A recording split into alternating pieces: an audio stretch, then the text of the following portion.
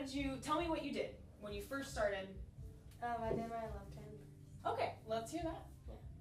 Just, and go, how far did you get? How far do you want to go? You don't have to go any further. We'll charge ahead, but what did you get to? Well, like, to here and... Okay, no, that's good. Let's do it.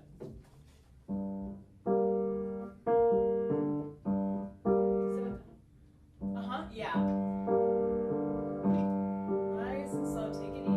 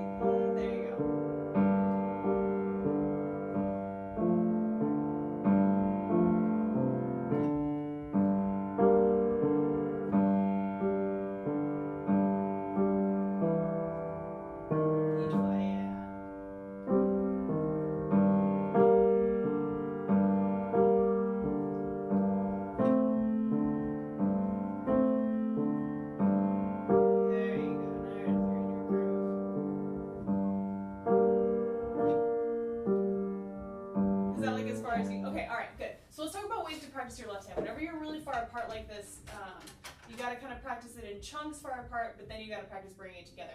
So first, let's look at these chords here in the middle.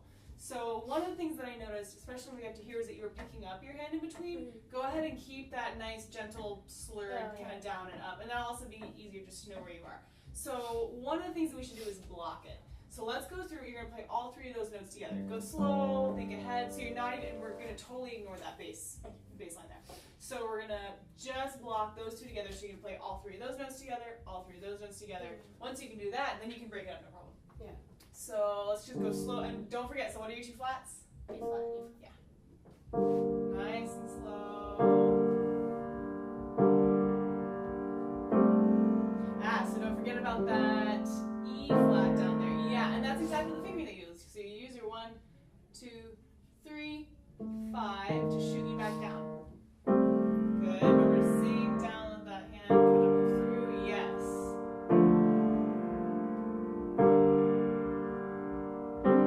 Let's go back here. So you've got your D, yep. Then you go up, but let's maybe avoid, why would I say that? Why would we maybe avoid the pinky? So let's make a note of that. So that's 1, 2, 4. So let's go through, go from there.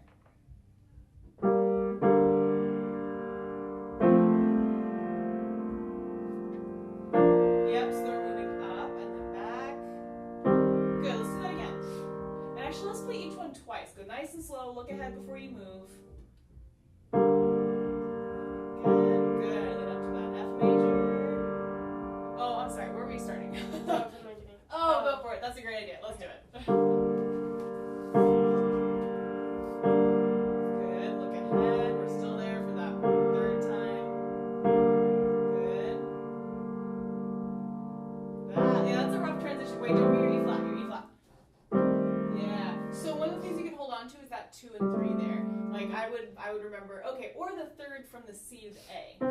That could be something good to hold on to. And then you're the second, right, from there. So let's go back here. Let's just practice that transition. And if it goes well, we'll keep going. And again, look ahead, find that G and A. Good, perfect. And then go back down. Good, change your pedal so it's nice and clear. And then, yes, we go up from there. Good, and then up even further. Good, good adjustment. Yes. Now you're getting it. Good. Your pinky stays.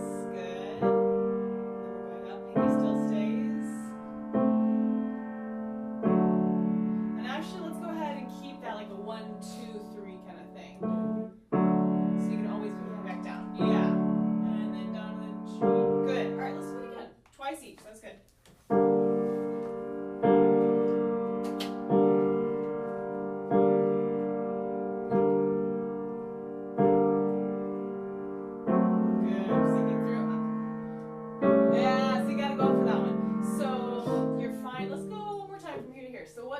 twos.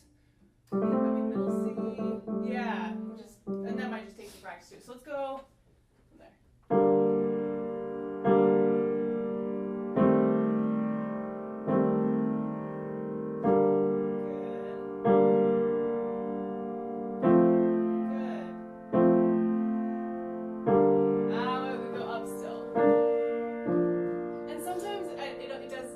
When you're trying to watch everything go up and down. One of the other places that we had trouble with that was that here, maybe going up to that one. So any kind of indication can help you kind of keep the mistake from coming back up. Let's go back here. Let's practice that transition.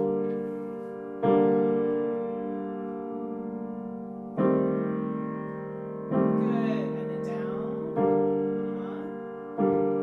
That F major, not too far. Good, and you're going up again.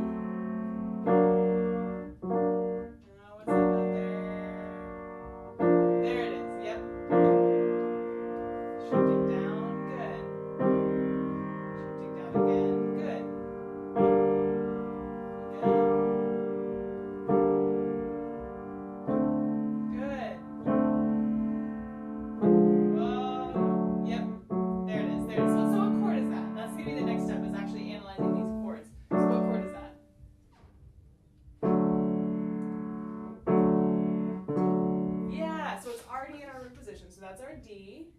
Let's go back a little bit. What are those first chords? Yep, and that makes sense because it's in G. Yeah, we're in G minor, right? Yeah. So remember, because we've got those two flats, Yeah. right? Which would be what in major? B flat. Yeah, and so we know that our relative minor is the G minor. So that totally makes sense that we are starting here. On G minor. Okay, so then we sit on G minor for a couple times. So now let's go back to just one repetition each time, but still slowly. I have to look ahead, and then I want us to kind of analyze as we go through them. So, start G minor. G minor.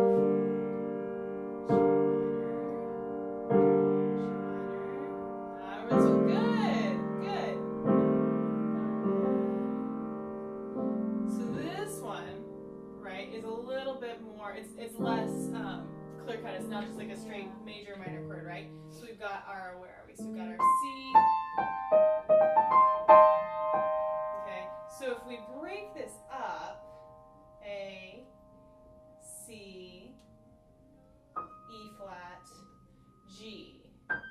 So if we rearrange that a little bit, we've got. Do you remember what it's called when we have? So you've got your major chord, your minor chord. Then if you have, instead of having a major third and a minor third, if you just have two minor thirds, do you remember what that's called? No. So that's the diminished chord. Oh.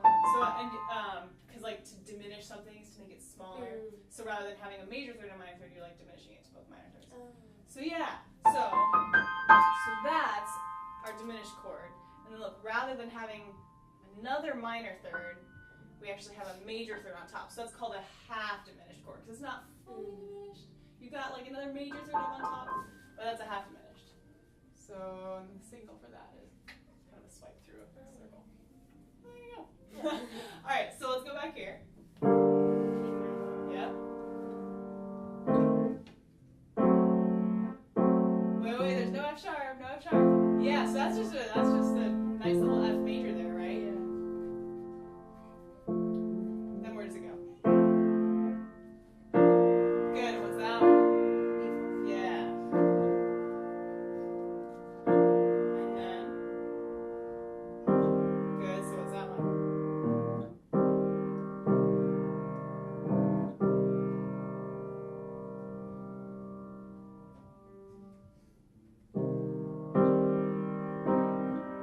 Remember, find one of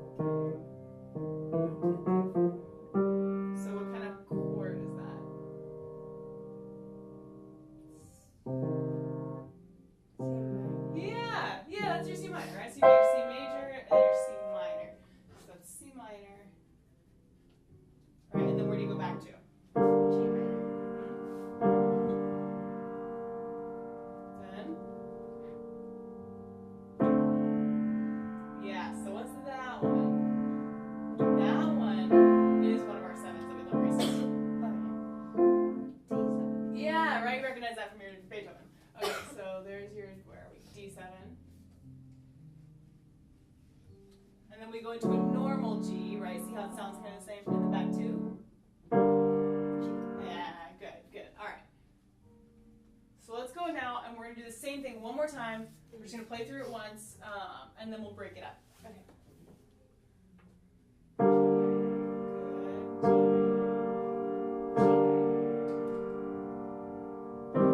So think you're just moving up, and actually maybe think that, yeah, see how that 3 is going right to where your 2 just was?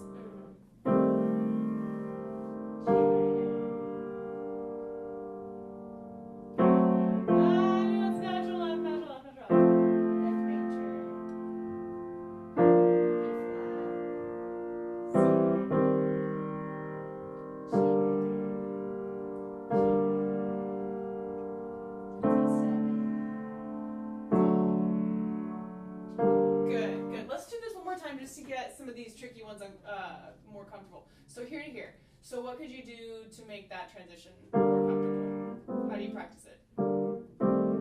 Yeah, go back and forth, but don't go too fast. Go slow enough, even hit them twice.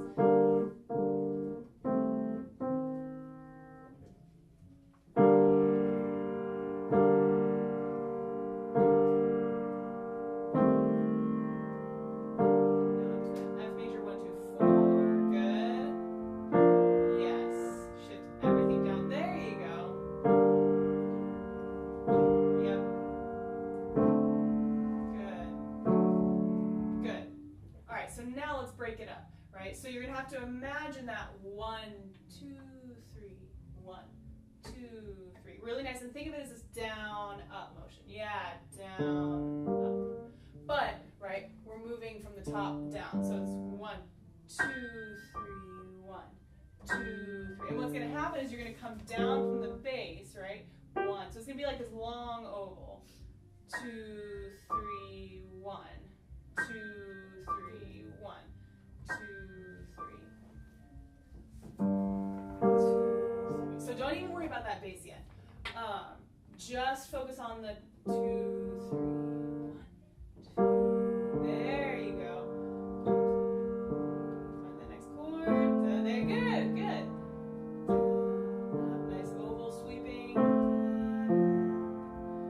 B flat major, C minor.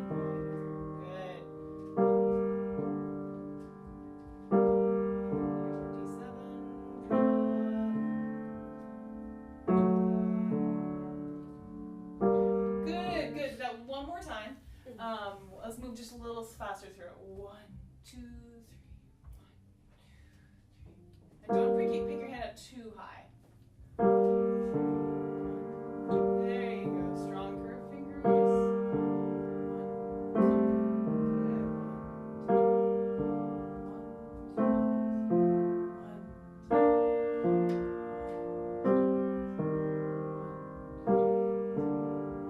1, 2.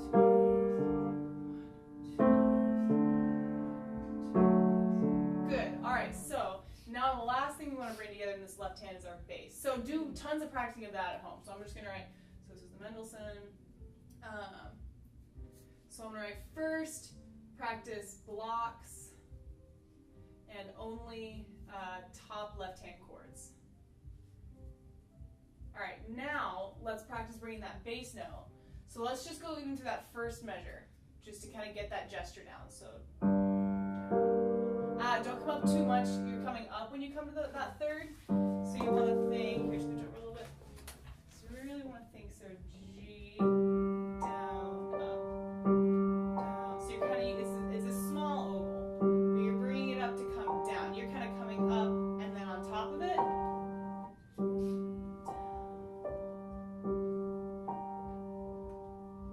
just do that. Just that kind of loop back and forth. So No, I'm sorry, I was just not reaching down. You're right. Good, nice. Okay, now can you make sure that bass stays kind of the loudest part of the 3? Boom, boom. It's all very gentle and quiet in the background. 1, 2, 3. There you go, but not too much. Just kind of loop that a little while. Keep your wrists relaxed. Good. Lead with your forearm and your elbow.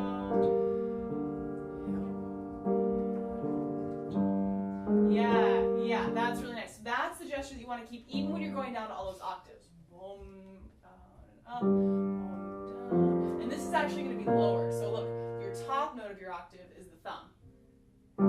So, yes. So it's nice and low. This is the depths of those Venetian waters, right?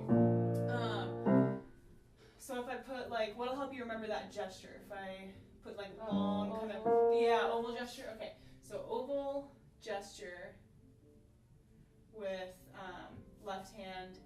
Keep your bass gentle but rich. And so it should always be a hierarchy of 1, 2, 3, 1, 2, 3 in that small kind of microcosm. So gentle but rich. Okay.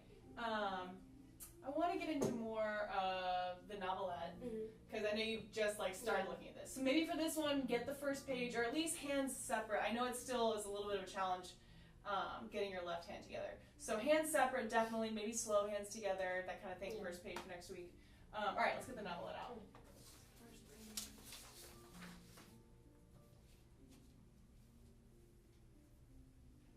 Okay, how's this one? Are you all the way through it or Like close?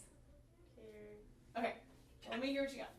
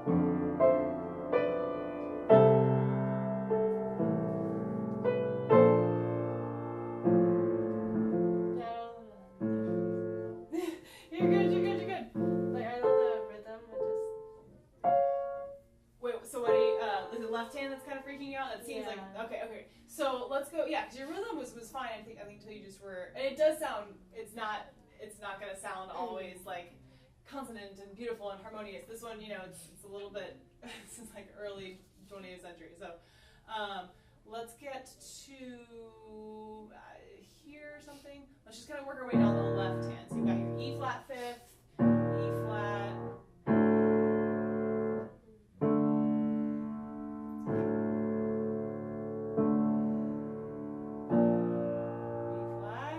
So think about this. So your sixth is above where your thumb is, right? So your sixth has to come up. What note is that?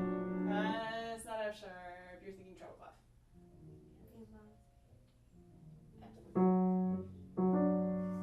Okay, yeah. So you're on your B flat. There you go. Yes.